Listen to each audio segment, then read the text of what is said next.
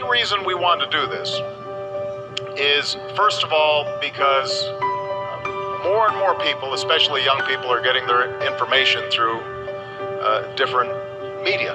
And obviously what all of you have built together is helping to revolutionize how people get information, how they process information, how they're connecting with each other. And historically, part of what makes for a healthy democracy, what is a good politics, is when you've got citizens who are informed, who are engaged.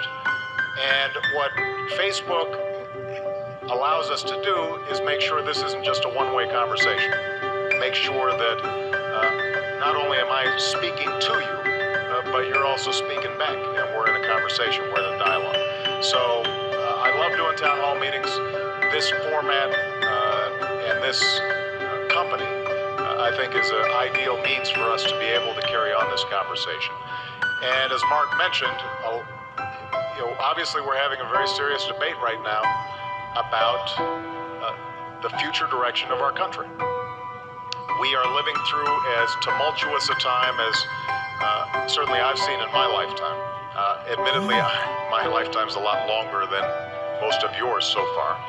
This is a pretty young crowd. But we're seeing domestically a whole series of challenges, starting with the worst recession we've had since the Great Depression. We're just now coming out of it. We've got all sorts of disruptions, technological disruptions that are taking place, most of which hold the promise of making our lives a lot better, but also mean that there are a lot of adjustments that people are having to make throughout the economy. We still have a very high unemployment rate that is starting to come down, but there are an awful lot of people who are being challenged out there day in, day out, worrying about whether they can pay the bills, whether they can keep their home. Internationally, we're seeing the sorts of changes that we haven't seen in a generation. We've got certain challenges like energy and climate change that no one nation can solve, but we're going to have to solve together. And we don't yet have all the institutions that are in place in order to do that. But what makes me incredibly optimistic, and that's why being here at Facebook is so exciting for me, is that at every juncture in our history, whenever we've faced challenges like this, whether it's been the shift from an agricultural age to an industrial age, or whether it was facing the challenges of the Cold War, or trying to figure out how we make this country more fair and more inclusive, at every juncture, we've always been able to adapt. We've been able to change, and we've been able to get ahead of the curve.